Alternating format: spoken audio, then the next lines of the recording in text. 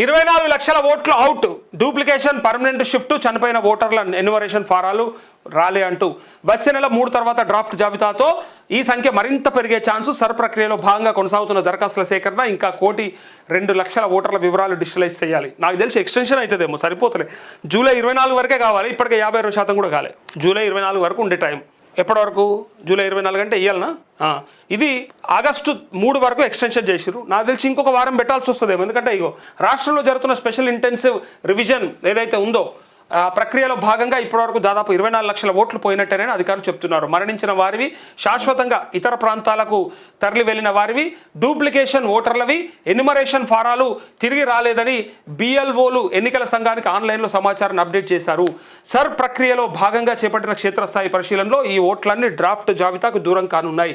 కాగా రాష్ట్ర వ్యాప్తంగా మొత్తం 3,38,26,448 మంది ఓటర్లు ఉండగా శుక్రవారం నాటికి ఎన్యుమరేషన్ ఫారాల డిజిటలైజేషన్ ప్రక్రియ 71.34% పూర్తయింది. 70% పూర్తయిందని చెప్తున్నారు కదా అఫీషియల్గా. 70% పూర్తయిందట. సో మిగిలిన 30%కి మరి ఎక్స్టెన్షన్ చేస్తారా, ఎట్లా చేస్తారా ఒకసారిగా చూద్దాం. ఇప్పటి వరకు మొత్తం 2.41 కోట్ల ఓటర్ల దరఖాస్తులు అధికారులు ఆన్లైన్ చేసినట్టు ఈసీ వెల్లడించింది. మరణించిన వారి ఓట్లు దాదాపు 6.5 లక్షలు. మరణించిన వాళ్ళ మొత్తం కలిపి 6.5 లక్షలట. ఇప్పటి వరకు 71% పైనే. రాష్ట్రంలో 33 జిల్లాల్లో ఎన్యుమరేషన్ ఫారాల డిజిటలైజేషన్ ప్రక్రియ కొనసాగుతుంది. గ్రామీణ ప్రాంతాలు, చిన్న జిల్లాల్లో రికార్డు స్థాయిలో నమోదు పూర్తవగా అర్బన్ జిల్లాలో మాత్రం కొంత నెమ్మదిగా సాగుతుంది. నమోదు కావాల్సిన నాన్ డిజిటలైజ్డ్ ఫారాలు ఇంకా 1,02,18,238 అంటే 30.21% ఉన్నాయి.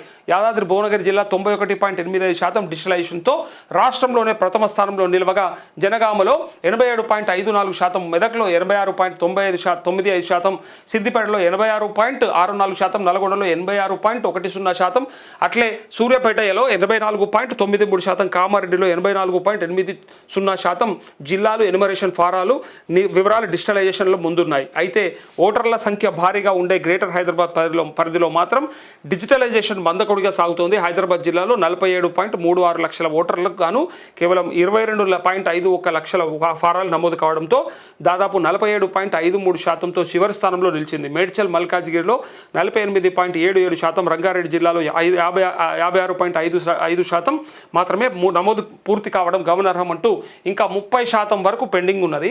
అయితే ఆన్లైన్లో కూడా అవకాశం ఉన్నది. ఇంకొకటి హైదరాబాద్లో చాలా మందకొడిగా కొనసాగుతుంది. సగం కూడా కాలే, సగం అవుడు గొప్ప. మరి మిగిలిన సగం ఎట్లా? 46 లక్షల మంది ఇవ్వాలంటే 22 లక్షల మంది కానీ ఆగిపోయింది అది. మరి మిగతాది ఎప్పుడవుతుంది, ఎట్లా అవుతుంది, ఇదంతా కూడా ఇంకా నడుస్తుంది. నాకు తెలిసి ఒక వారం రోజులు 4 రోజులు ఎక్స్టెన్షన్ కూడా ఇచ్చే అవకాశం ఉంటుంది. కానీ ఎవరి ఓటు కూడా మిస్ చేసుకోకూడదు, మిస్ అవ్వకూడదు, మిస్ కానివ్వకూడదు.